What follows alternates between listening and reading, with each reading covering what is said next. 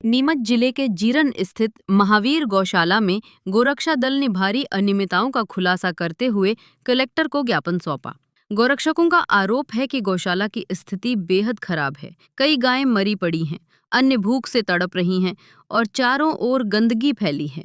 शासन से मिले 24 लाख रुपए और दानदाताओं से प्राप्त सहयोग का कोई हिसाब नहीं दिया गया। गोबर खाद की बिक्री भी संदिग्ध तरीके से की जा रही है। जब अध्यक्ष तरुण बाहेती से सवाल किया गया तो उन्होंने अभद्र भाषा में जवाब दिया, जिससे गौरक्षक दल में आक्रोश फैल गया। दल ने मांग की है कि गांव वासियों की निगरानी समिति बनाई जाए और वित्तीय अनियमितताओं की जांच कर दोषियों पर कार्रवाई हो।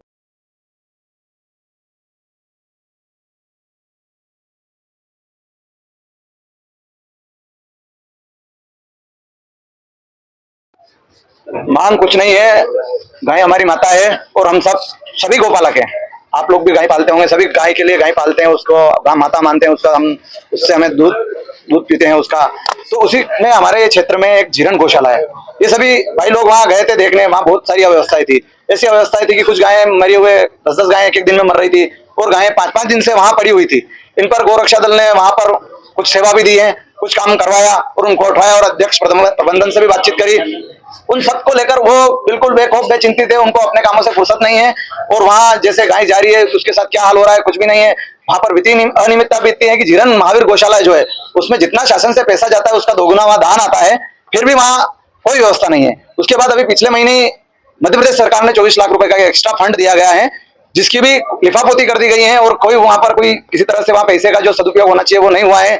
और वहां के जो अध्यक्ष महोदय हैं हमारे तरुण जी बाहेती हैं, वो उनको पूरे जिले की चिंता रहती है। वो मध्य प्रदेश सरकार पे सवाल उठाते हैं, हमारे माननीय विधायक जी पर सवाल उठाते हैं, उनकी कार्यप्रणाली पे, सांसद जी कार्यप्रणाली पे सवाल उठाते हैं।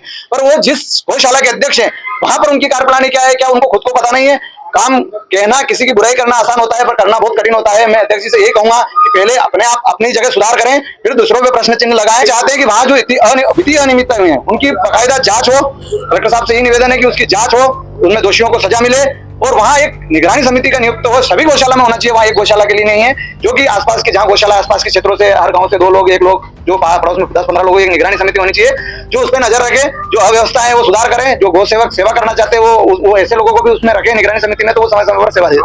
मदन गुजर, जीरन नगर और जीरन क्षेत्र से आए हैं। सभी गौ सेवक हैं, सभी गौ रक्षक हैं, सभी गौ माताओं के लिए और धर्म के लिए सभी कार्यरत हैं। किसी की कोई तनख्वाह नहीं, किसी का कोई कुछ नहीं, सभी गौ सेवा के लिए आए हैं। जीरन गौशाला की जो अव्यवस्था है, वहां पर 5 दिनों से जो गौमाता मरी हुई पड़ी है उसको नहीं उठाया गया, उसमें कीड़े पड़ गए हैं और उसी की वजह से दूसरी गौमाताएं भी बीमार हो रही है। यह अव्यवस्था नीमच और नीमच के आसपास की बहुत सारी गौशाला उनमें भी हो रही है और जीरन गौशाला में भी हो रही है।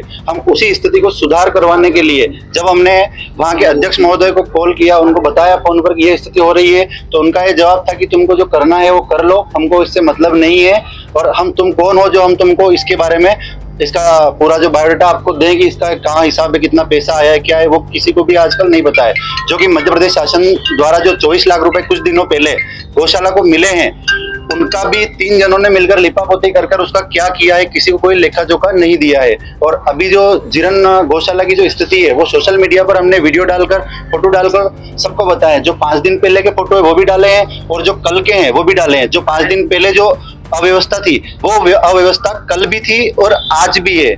और कुछ गोरक्षक, हम ये चाहते हैं कि नीमच और नीमच के लगभग जो आसपास का क्षेत्र है, तो महोदय से ये निवेदन है कि एक गो निगरानी सेवा समिति बनाई जाए, जिससे कि जो भी दानदाताओं द्वारा दान दिया गया हो, चाहे शासकीय फंड आया हो, चाहे जो भी उसका गौशाला का जो खर्चा है, उसमें वो गौ निगरानी समिति जो है वो उसमें इंटरफेयर कर सके और उनको ये राइट्स दिए जाए ताकि वो उसके अंदर उनका लेखा जोखा उनसे ले सके और उन असुविधाओं को कभी भी देखकर वो प्रशासन को इसके बारे में अवगत करा सके और सभी गौ माताओं और गौशालाओं की जो अव्यवस्था है उसको सुधराया जा सके। आपका नाम? मेरा नाम सुरेंद्र कुमार गुजर है और मैं पिराना से हूँ और ये सभी मेरे मित्र और भाई हैं जो गौ